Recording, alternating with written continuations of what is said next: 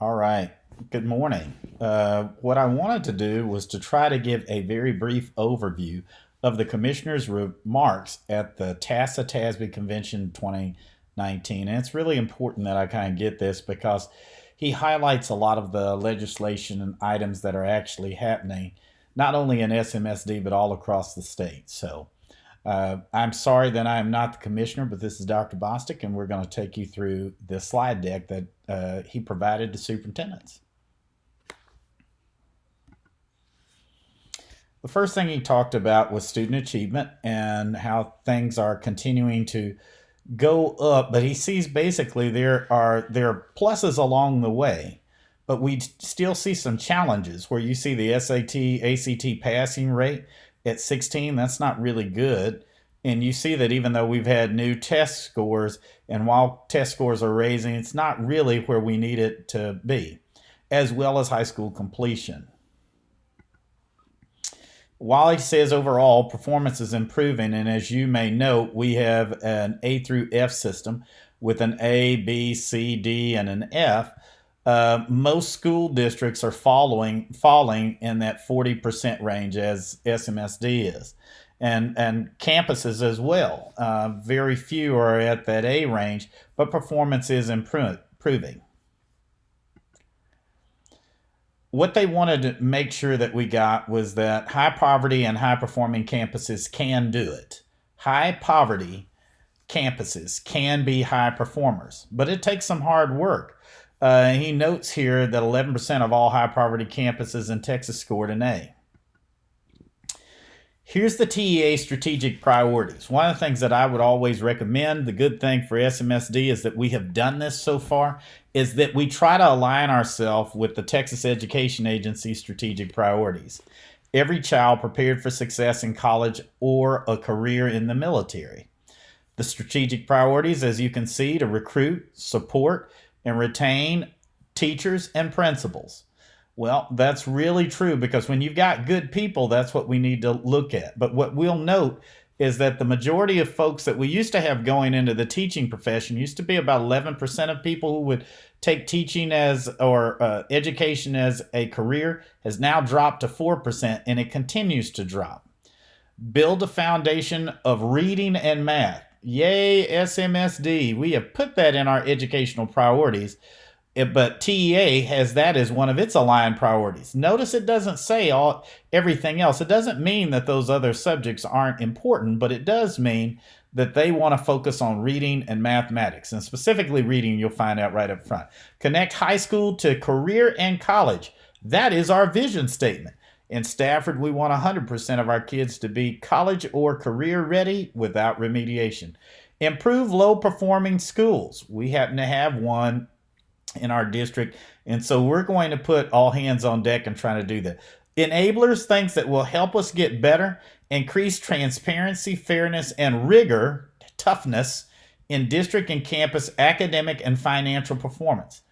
They're going to give us more money or give us access to more money, but they're going to require more academically from us. And so we're going to have to give a little more to get a little more. Ensure compliance, effectively implement legislation, and inform policymakers. Part of what we're doing today, when you get this YouTube, is I'm trying to make sure that I'm informing policymakers, but pretty much every one of our administrative staff that is around and teachers, they can have this information as well. Strengthen organizational foundations, resource efficiency, culture, capabilities, and partnerships, because they figure we can't do it alone, so we want to reach out. Funding increases on average for House Bill 3 highlights. We added about $635 a year per average daily attendance with kids. That $635 increase is supposed to support teacher rewards and teacher excellence. There's some additional grant programs over and above what we've already received that we'll need to apply for. Increases in funding and equity. Comp Ed increased from 0.225 because we have a weighted system to 0.275 based on density of neighborhood poverty, and that's on the census tract. Current year values equalizing tier 1, equal treatment of the ASF funding. And then the focus is for learning, full day pre-K, K through 3 reading support, Dual language, increased SPED, mainstream funding, dyslexia funding, brand new, CCMR outcome bonus, CTE, P-TECH, and New Tech. Those are additional funding opportunities we have. Extended elementary school year, another opportunity we have. Blended learning opportunity, another opportunity. One of the things I want us to get out of this is Stafford is specifically focused on these things already. We've got it as goals. Now we don't have to pull that train by ourselves. TEA is out there pushing with us. We just have to make sure that it happens. Increases in funding and equity. So basically for compensatory ed, every school district gets it. That means we have kids who receive services based on not only what we have for poverty, but they're actually giving us not an equal scale, which is what it used to be, but a scale based on equity. The poorer the children, the more money that we're going to be eligible to receive. This is one of the things our interim CFO gave us and said that, hey, we'd be getting some updates based on what the census tract said our children's census tract was when we pulled them up. But at the time, TEA didn't have that information. Structural changes for equity. So there's some things they took out of the old formula. So the cost of education index, which they call the CEI, they eliminated that. The current year values, they used that because we used to use prior year values, and there was a dip in prior year values, and they used a compressed tax rate based on 1995 data. Transportation funds, the old transportation funds, did not deal with the money or the increase in poverty or make any changes for what it costs to run a transportation program since 95. The Available School Fund now equally funds all districts and budgets. For us in Stafford, we get what's called a mid-size. We used to get a mid-size adjustment, and that's because when you ran the formula, it gave a diseconomy of scale, because even though the big districts may be able to generate funds, just because they were a mid-size or smaller, you could run the same scale and then put all those same requirements, and we just wouldn't have the money to get done those requirements. And so this is supposed to put the money out there for mid-sized schools to have that as an allotment that we would get. HB3 supports teachers and rewards teacher excellence. Basic allotment, you all know this, went from $5,140 to $6,160. With educator compensation increases, we did that already. Paying teachers more with a focus on equity. Now, I happen to sit on the teacher incentive allotment group, and it's a focus group along with Dr. DeBose. And so she's going to bring to us, hopefully at our board meeting, some information on this. And it gives us additional money on top of what we've already given to teachers, that says that whenever teachers could make up to an additional $32,000 on top of what we've already appropriated out of our maintenance and operations budget, that the state would actually give us money to. The only real kicker here is that we wouldn't be able to get what's called a settle up for this money until almost a year and a half out, meaning we'd have to pay it right up front if we get teachers who would qualify, and then we would get the money out. But this is the planning year for that. So we're in that process. Look to learn more from Dr. DeBose or myself. We had a couple teachers going there. Mentoring new teachers. This is important too. Districts must meet certain quality requirements when implementing their mentoring programs. We now know that instead of us just saying that we're going to mentor new teachers, we have to do something about it. The law says so. We've been saying that for years, but I think when I say the law says so, there's going to be some accountability pieces that come in here for reporting, that each of the assistant superintendents, each of the principals and teachers on campuses will need to be providing back to and through the superintendent to our board of trustees. Prioritizing early literacy, including pre-K. This is major for us because SMSD has been providing full-day pre-K for many, many years. Now they're actually going to try to use the research that we know about and try to provide some additional funding. So why should we focus on literacy? Pre-K through 3 should always be about literacy. Yay, SMSD. You're already there, but we need to make sure that it happens and not just a suggestion or something that we say. It has to be a reality. That's what our focus is. TEA has taken a different approach to reading. Instead of just using, there are multiple models to reading. There's a phonics-based approach, there's a whole language approach, there's a blended approach, there's a 4 blocks approach. There are many approaches, but what TEA has done is they've kind of decided on the model they want to use. And this is what they've got. A simple view of reading, decoding times language comprehension equals reading comprehension. And then they kind of use a rope, and that's what they explained it to each superintendent was, of how they cherry picked things that they like from pre-K through 6 on what we're going to require all new teachers to have as they prepare new teachers to come into the classroom. In fact, if they don't get certified to teach reading, they won't be able to be certified to be teachers in the state of Texas. Now, what does that mean for our existing teachers? They're going to have to go to some reading academies. That's what comes up next. Reading academies is something that is going to be required by the state for all teachers and all principals that they have to have done. All teachers and all principals that are in grade level, specifically in the PK3 or PK5 group, plus the principals, have to go through these reading academies. They have a blended model, which is online and some in person. And then they have a face-to-face model. Both the models are pretty expensive. One is blended is about $3,000 per staff member, and then the face-to-face one can be from $6,000 to $10,000.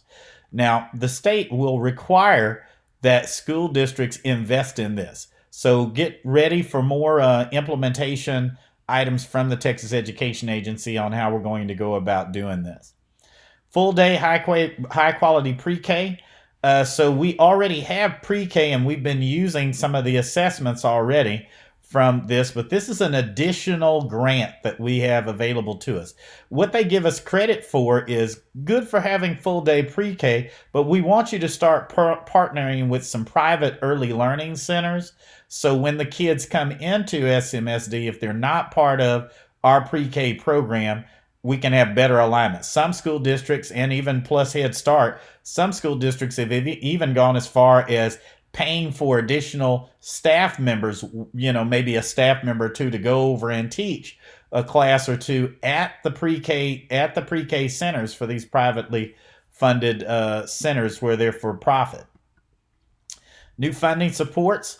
So the early education allotment. So for that pre-K allotment, there's an additional weight that we would be able to claim if we made those partnerships and implement it fully as the law suggests and as the allotment requires. We could make about $616 per child for K through 3 students, and then for non-English speaking students, still $616. What that shows is a true commitment to early learning for pre-K through 3 kids. I think this is an opportunity that we can't miss. We've got to get in on the planning with that. So look forward to getting more information from your assistant superintendents. Dyslexia allotment, for any of you who know anything about me, dyslexia is something that I fought for, and I, of course, am not a person who voted on it, but I absolutely went to the Texas House of Representatives and spoke there, and I spoke to the Texas Senate as well about the dyslexia allotment and how much we needed to do something about it.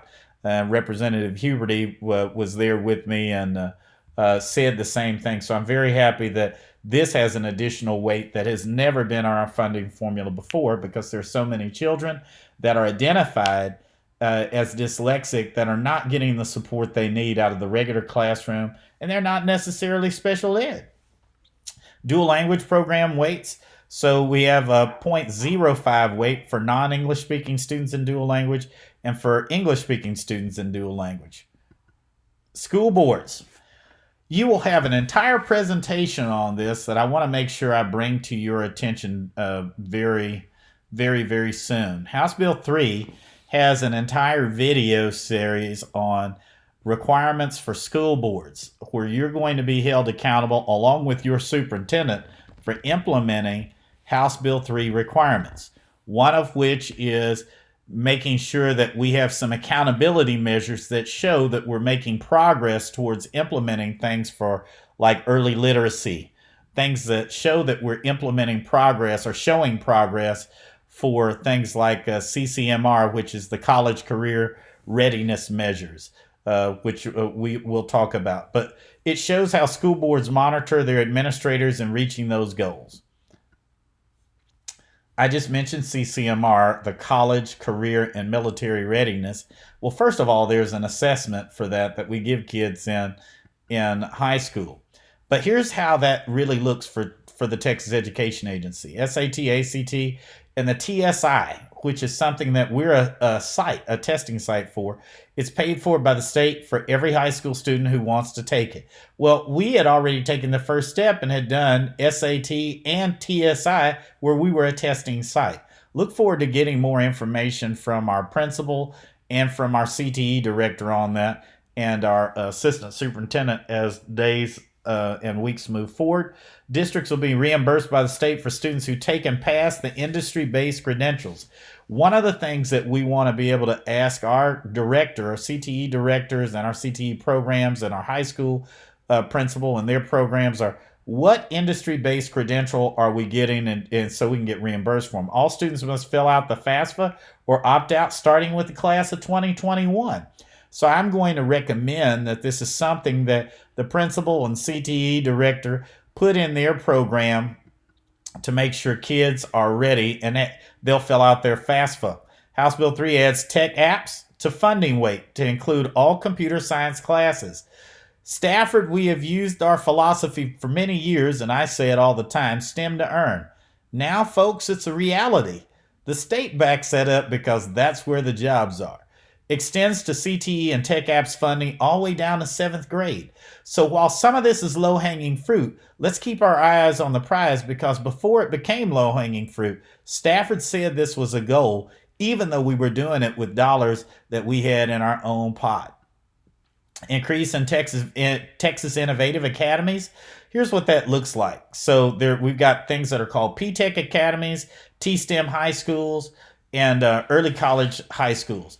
Well, I think that we would need to take advantage of the P-Tech schools and T-STEM schools, and possibly even early college high school. But I might caution us some on early college high school because of our size at the moment. But P-Tech and T-STEM should be something we should go for. We were waiting on getting data, but I would look forward to a report from that very soon from our CTE director. Rewarding successful college, career, and military prep. So the state wants to reward the school districts for getting kids to complete things like, if you're economically disadvantaged, or even if you're not economically disadvantaged, completing the outcomes portion that the state says. We want to make sure that 100% of our kids are college or career ready. Now we could add, or military ready without remediation, or special ed. And if we can show that they've been successful and not just say it, then there is an additional bonus of dollars that the school district would receive. Increasing supports to special ed. We've increased the weight, the new dyslexia allotment, and you can see that here. Every special ed student who achieves college, career, and military readiness gets the district an additional $2,000. Extended school year. This is an additional opportunity that I have our assistant superintendents looking into. For the extended school year, we know that there is a learning kind of gap that happens over the summertime. What this says is, for an additional 30 days, that we know that there's a summer slide, that they would give us up to a half-day funding from the formula for days that we took over and beyond what we have posted, even with our District of Innovation piece. So there is a planning year. A lot of the stuff I'm bringing out to you is not necessarily immediate. They have planning years. But if we move forward with the plans and goals that we have, ladies and gentlemen, we are well within the ranks to receive a lot of this funding and resources that our kids and our district so desperately need. Here's a financial impact. They're showing us there for the half-day funding for extended years. You can see how a school district could really get that. Now, that's not for every school. That's just for the elementary schools, if I remember right. Pass forward. So if you ask me before we go farther with that last slide, I'm going to back it up just one piece. This is another reason that the state is focusing on early literacy. Mathematics is a secondary piece to that, but early literacy, making sure all teachers are teachers of reading, making sure that that's not something that we say we're going to do. It is something we have to do. We're going to hold people accountable. We're going to hold superintendent accountable. We're going to hold the board accountable. We're going to hold principals, and we're going to hold teachers accountable. And we want to make sure that we get some goals. So what gets measured, what gets monitored, gets measured, and what gets measured gets monitored, and that's what we're doing. Pass forward, expand summer learning, and they have another thing called full year redesign.